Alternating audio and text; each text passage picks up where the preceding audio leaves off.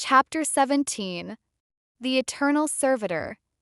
The servants of Krishna were sometimes engaged in collecting flowers, decorating his body with valuable ornaments and trinkets, dancing before him, singing, helping him herd the cows, massaging his body, preparing flower garlands, and sometimes fanning his body. Nectar of Devotion, Chapter 42. I said to my father over breakfast, "I need to tell you about something that happened in my yoga class last week. It's been bothering me." He looked up from his tea. "What happened?" A new student, very accomplished, very educated, came to class. Afterward, she asked me if I believed in God. I said yes. She said, "I can't believe in a God who wants me to serve him. That sounds like slavery. I've spent my whole life learning to be independent, to not need anyone. Why would I trade that for submission to some cosmic overlord?" "And what did you say?" my father asked. I didn't know what to say. Part of me understood her resistance. The word servitude sounds oppressive in our culture. We're taught that freedom means autonomy, that submission is weakness, that serving others diminishes us. My father nodded slowly. "And yet you serve your students every day." "That's different," I said automatically. Then I paused. "Or is it?" "That's exactly the question we need to explore," he said. Because Dasirasa, the relationship of servitorship with the Supreme, is perhaps the most misunderstood of all the rasas, especially in Western culture. The affectionate reverence. "Let me start by clarifying what we mean by servitorship," my father said, refilling his tea. Dasirasa is the loving, eternal bond between the Supreme Master and the living entity as his servant. Constitutes one of the 5 primary rasas by which the soul can live eternally in full knowledge and bliss. "But why would anyone want to be a servant?" I asked. "Because the servitor's affection is defined by reverence, recognizing the Supreme Lord as the supreme controller and the object of all worship. The transition from abstract appreciation, Santarasa, to active servitude is achieved by translating philosophical truth into continuous spiritual activity." He leaned forward. "Think about what we discussed in the last chapter. In Santarasa, you appreciate Krishna from a distance with awe and veneration. But the eternal soul, being an inherently active fragment of the divine, cannot be satisfied with mere passive adoration. You've recognized who he is, now you want to do something for him." "So it's not forced?" I asked. "It's the opposite of forced. The devotee situated in Dasirasa is constantly engaged in service to the Lord with his body, mind, and words, but out of love, not obligation. Engagement of the entire being. The execution of devotional service in Dasirasa fundamentally relies on utilizing the senses and the mind for the satisfaction of the divine. This practice is called bhakti, devotional service, and every service has some attractive feature which drives the servitor progressively on and on." "Wait," I interrupted. "You're saying service is attractive? That seems counterintuitive." My father smiled. "Think about your teaching again. When you help a student finally master a difficult pose they've been struggling with, how do you feel?" "Incredible," I admitted. "Better than any compliment I could receive." That's because service, when directed toward the right object, is intrinsically satisfying. Now, mundane workers labor very hard day and night to relish what the texts call kapila sukha, flickering happiness, characterized by alternating sense enjoyment and renunciation. You enjoy something, you get tired of it, you renounce it, you crave it again, and so on. "That's exhausting," I said. "Exactly. But the service offered in Dasirasa is everlasting and joyfully performed, ensuring a life of spiritual fulfillment. This active service is the direct method for liberation." Srila Rupa Goswami states that first-class devotional service is characterized by being fully engaged in Krishna consciousness, serving the Lord favorably, free from the desire for any material benefit or sense gratification. The paradox of the grateful master.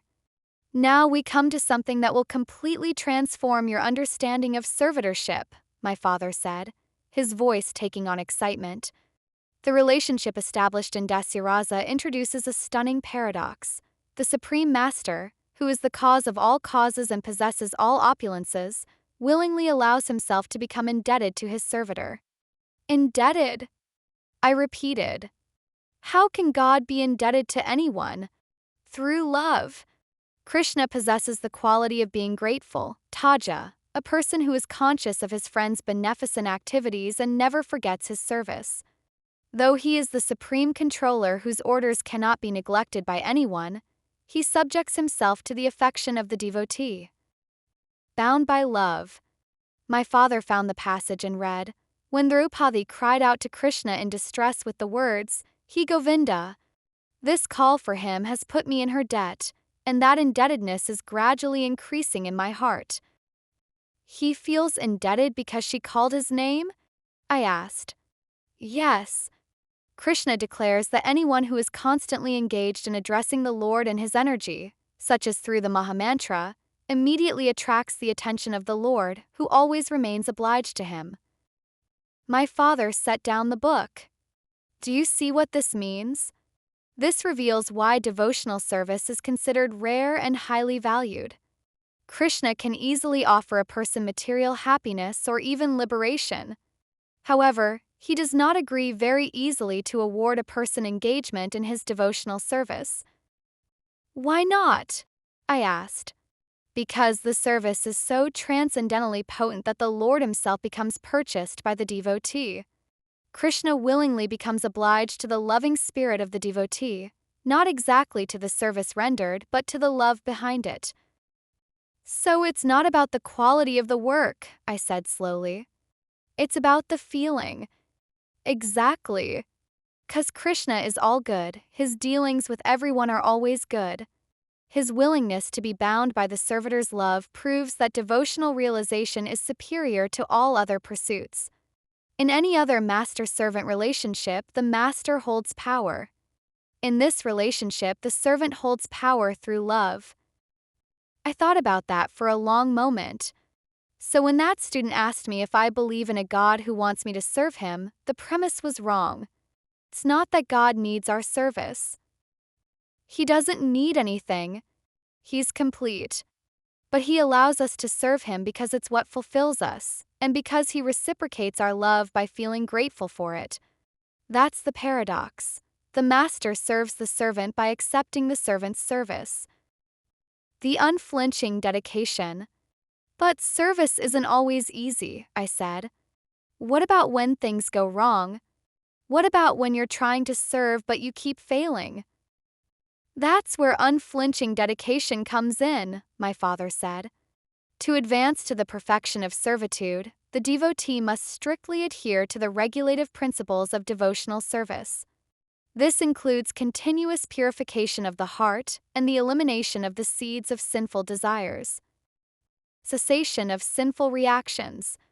Engagement in Dasyarasa is inherently purifying. Pure devotional service is described as the highest enlightenment, which acts just like a blazing forest fire, killing all the inauspicious snakes of desire. The fire of Krishna consciousness is so strong that the snakes of ignorance are immediately killed.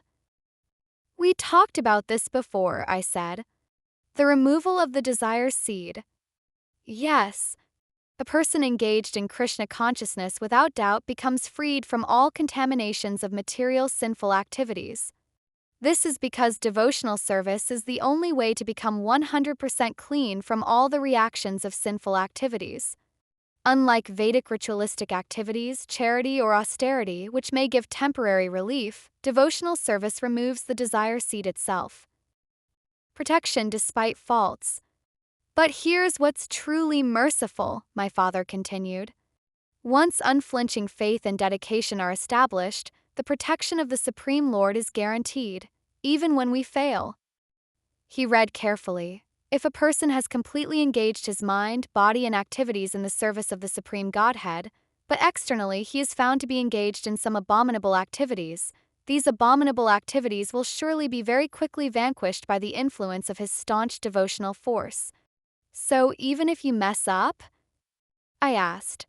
Even if you mess up? This stalwart faith in the spiritual process and in the spiritual master makes one highly elevated. Even a little advancement on this path can protect one from the most dangerous type of fear. What fear is that? I asked. The fear that you're not good enough. The fear that your imperfections disqualify you. The fear that you'll never be worthy. When you're in Dasyaraza, you understand that it's not about being worthy, it's about being willing to serve despite your unworthiness. And that willingness itself purifies you. Submission and eagerness. Remember when we talked about lalyam, intense spiritual eagerness? My father asked. That's what characterizes the servitor in Dasyaraza. I remember, I said. The only price to enter the kingdom of God. The servitor's eagerness manifests as a profound, transcendental desire to be personally engaged in the master's service. This is called lalasame vijnapti, submission accompanied by the desire for perfection. Begging for specific service. The devotee in Dasyaraza intensely desires to become a personal associate of the Supreme Lord. Let me read you an example of this kind of prayer. He found the passage. My dear Lord, when shall that day come when you will ask me to fan your body, and according to your pleasure you will say, you just fan me in this way? I smiled. That's so specific. Not let me serve you in some grand way, but let me fan you. That's the beauty of Dasyaraza. It's not about grand gestures, it's about intimate, personal service. This illustrates the profound dedication to execution and the desire for guidance directly from the master on how to perform the service. He read another. My dear Lord, O lotus-eyed one, when will that day come when on the bank of the Yamuna I shall become just like a madman and continue to chant your holy name while incessant tears flow from my eyes? There's that intensity again, I observed. The fundamental instruction is that one should learn how to cry for the Lord. This feeling, this praying and becoming eager to render a particular type of service, this is the highest perfectional stage of spiritual realization. Learn to cry, I repeated softly. Not learn to be strong or independent, but learn to cry, to long for something so deeply that it breaks your heart. Yes, my father said quietly. That's the price. Not money, not intelligence, not purity. Just desperate longing to serve the one you love. The eternal servitor and liberation. So if you're fully engaged in Dasyaraza, I asked, what happens to the desire for liberation? Don't you want to be free? You already are free, my father said. The realization of one's eternal position as the supreme servitor means immediately transcending all material calculations and the desire for traditional liberation. This is because pure devotional service in Krishna consciousness is the highest enlightenment. Deriding salvation. Those who are pure devotees do not care for the various rivers of liberation. Remember the ocean analogy? The impersonalists, seeking to merge into the Supreme, are dwelling in the river water. But the devotees eternally live in the ocean of devotional service. Because they're already where they want to be, I said. Exactly. Pleasure derived from devotional service is so profound that those who relish the nectar of the narration of the Lord's pastimes certainly know ecstasies which immediately minimize the value of the happiness derived from religiousness, economic development, sense gratification, and liberation. My father read from his notes. Maharaja Prithu stated that if, after achieving liberation, he had no chance of hearing the glories of the Lord chanted by pure devotees, he would never ask for liberation. He prayed instead for millions of tongues and millions of ears, so he could constantly chant and hear of transcendental glories. He'd rather have service than salvation, I said. Because service is salvation, just not the impersonal kind. This demonstrates the ultimate superiority of service over abstract release. Fulfillment of all obligations. There's another profound aspect, my father continued. The commitment to Dasyaraza also absolves the devotee from all material obligations, including debts to sages for knowledge, ancestors for lineage, and society for sustenance. How does that work? I asked. If one takes complete shelter, surrendering himself unto the lotus feet of the Lord, such a person is no more a debtor to the great sages, ancestors, living entities, or family members. This is because the entire purpose of performing duty is to satisfy the Supreme Lord. By engaging in service, the devotee directly satisfies the divine, thereby fulfilling all indirect obligations. It's like, I searched for an analogy. It's like watering the root of a tree instead of each individual leaf. Perfect analogy. The ideal servitor is one who, having achieved this understanding, desires nothing but perpetual service. Those who adore the dust of Krishna's lotus feet do not care a fig for all other perfectional stages, including heavenly planets or the mystic perfections of yoga. My father closed his book. This spiritual contentment proves that the essence of dasirasa is love and devotion unto the lotus feet of the Lord. Not duty born of fear or obligation, but service born of affection. We sat in silence for a while. I thought about my student's question about her resistance to the idea of serving God. Dad, I said finally, I think I understand now why she was so resistant. Why? He asked. Because in our culture, we've only experienced exploitative service. Bosses who use us, relationships where one person dominates, systems that extract our labor without caring about our well-being. So when we hear serve God, we think it's more of the same, more exploitation, more domination, more loss of self. And, my father prompted, and dasirasa is the complete opposite. It's a relationship where the master becomes indebted to the servant, where the servant gains more than the master does, where service doesn't diminish you, it fulfills your eternal nature. You've understood it, my father said with satisfaction. The perfection of obedience that the one greater man achieved in his trials was the foundation for dasirasa, the realization of the soul's eternal role as the Supreme's loving servitor. So when I go back to that student, I said, I need to help her understand that service in dasirasa is not like service in the material world. It's not about being diminished. It's about being fulfilled. It's not about being controlled. It's about choosing to express love through action. It's not about losing your identity. It's about discovering your eternal identity. And the master reciprocates, I added. Always. By adopting this mood of enthusiastic submission, embodying the intense eagerness, lalyam, which is the only price for entrance to the spiritual kingdom, the soul enters the final phase of realization. This devotional existence is entirely everlasting and joyfully performed. I stood up, feeling like I had finally grasped something essential. I need to teach this. Not as theology, but as the antidote to the exploitation so many people have experienced. That's exactly right, my father said. Show them that true service, dasirasa, is liberation, not bondage. That the ultimate freedom is not independence from everyone, but connection with the one who will never exploit that connection. Because he's grateful, I said. Because Krishna loves his devotees more than they love him.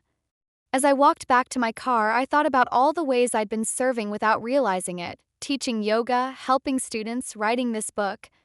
All those were forms of service, and they brought me joy.